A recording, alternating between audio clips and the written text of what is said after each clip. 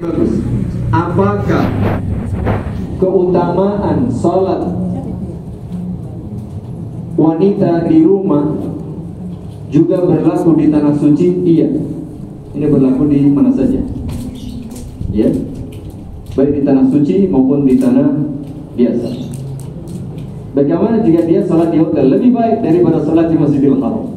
Jadi kalau kita lihat dari sisi apa?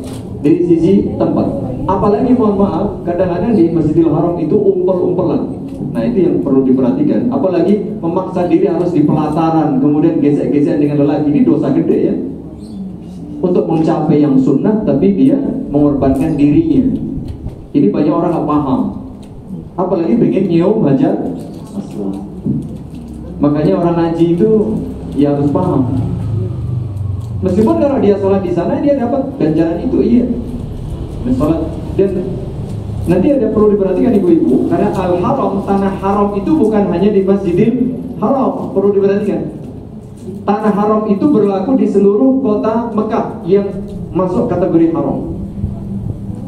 Bahkan para ulama itu nanti ada khilaf, apakah kita sholat di hotel, kalau hotelnya masih di lingkup tanah haram, itu sama, pahalanya itu 100.000 kali. Jadi sebenarnya untuk kaum wanita itu jangan maksakan diri, kecuali yang wajib. Apa kalau tawaf itu yang rukun kok. Kalau kita kesana nggak tawaf, mengapa tawaf mau nggak mau meskipun berdesakan? Ya karena itu rukun, tujuan kita tawaf, tujuan kita umroh dan haji. Kalau nggak tawaf tidak sah. Sehingga itu rukun meskipun kita melakukan, ya dosa lah, ikhtilafnya dosa itu, ya nggak? Tapi rukun lebih utama, sehingga kita mengalahkan yang dosa demi yang rukun. Tapi kalau untuk yang salat sunnah, untuk yang apalagi cium hajar aswad, apalagi memaksa di pelataran yang harus desak-desakan, itu kan keliru.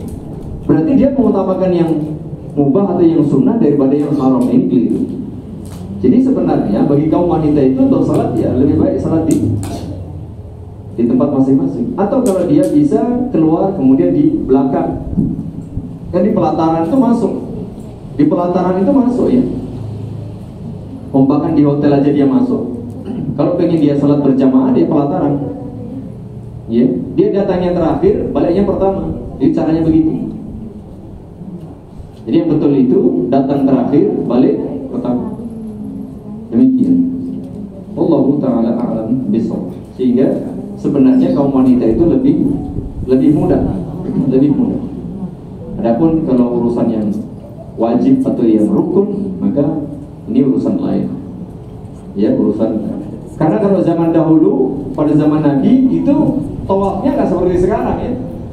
Kaum wanita itu sendiri, jauh begitu. Dia punya grup sendiri, laki-laki sendiri, karena saat itu masih memungkinkan. Wah sekarang jutaan orang bagaimana? Banyak orang nggak paham, diatur angel, gitu. Kalau zaman dahulu kan perempuan sendiri, grupnya, laki-laki sendiri, sehingga tidak baik. Jadi tidak ada kemudian aku butuh gandengan kalau bujuku orang begitu sebenarnya. Kalau apa? Kalau memang bisa diatur tempatnya, kalau zaman dulu masih bisa. Nah kalau sekarang nggak bergandengan dengan suami, agak repot, karena sudah campur aduk. Jadi itu yang perlu diperhatikan ya ibu-ibu. Kalaupun kita jangan memaksakan diri, kecuali ada kesempatan. Kesempatan itu misalnya kita diundang oleh Raja Salman gitu ya, ada grup sendiri, wah itu beda lagi, bisa dikawal itu. Atau kita bareng Presiden Indonesia, nah, itu mesti aman itu. Kita bisa nyaman itu, karena pasti dikawal. Ya tidak ada gesekan, tidak ada kredit gitu ya. Tapi kalau orang biasa kayak kita ini ya, kalau memungkinkan ya meminimalkan kita berdesakan, ya meminimalkan kita berdesakan. Cukuplah kita cari tempat-tempat tertentu. Kalau hari-hari tertentu, bukan hari-hari liburan, bukan Ramadan, itu biasanya ya tetap berjubel, tapi masih agak-agak bisa diantisipasi. Begitu ya, wallahu ta'ala a'lam bishawab. Demikian, semoga bermanfaat, dikurangi mohon maaf. Dan ini kita ingatkan juga jemaah, ada donasi-donasi untuk saudara kita yang ada di Palestina. Itu monggo ya. Kalau saya sih menyarankan lewat Peduli Muslim saja, karena itu pintu kita yang sudah terpercaya selama ini dan sudah bisa dipertanggungjawabkan, insya Allah akan sampai ke sana. Silakan ya, karena itu bagian dari upaya kita membantu sesama muslim. Disebutkan dalam hadis, Allahu fi 'aunil 'abdi ma kana al-'abdu fi 'auni akhi. Allah pasti menolong hambanya jika hambanya suka menolong saudaranya. Paling tidak kita tolong dengan doa.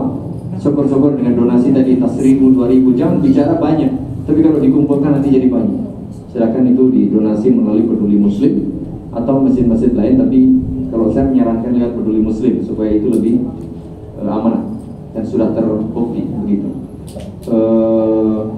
Itu berkaitan dengan donasi. Ya, kita butuh berbagi, meskipun tidak harus banyak tadi, tidak harus banyak, tetapi itu kepedulian kita, bagian dari ibadah kita, empati dan simpati kita kepada sesama muslim, supaya kita apa? Kita juga ditolong oleh Allah Subhanahu wa taala. Bahkan disebutkan man nafasa 'an mu'minin kurbatan min kurabi dunya nafasallahu 'anhu kurbatan min kurabi yaumil qiyamah. Barang siapa memberi solusi satu kesulitan saudaranya di dunia ini, Allah akan beri solusi dari kesulitan kelak pada hari kiamat. Imam Nawawi menjelaskan, orang yang suka menolong orang lain sesama muslim itu akan mendapatkan akhir kehidupan yang husnul khatimah. Ini luar biasa. Ini bagian dari upaya kita untuk menyelamatkan diri kita dari siksa api neraka, apa suka menolong orang lain. Baik, minimal dengan doa. Kedua, kalau ada teman-teman itu membuka donasi untuk program Palestina. Demikian. Semoga Allah Subhanahu wa taala memberi kita taufik dan kemudahan segala urusan, dan semoga Allah menolong kita dan kaum muslimin semuanya dari kezaliman musuh-musuh Islam dan kaum muslimin. Demikian, subhanakallahumma wa bihamdik, asyhadu an la ilaha illa anta, astaghfiruka wa atubu ilaik. Assalamualaikum warahmatullahi wabarakatuh.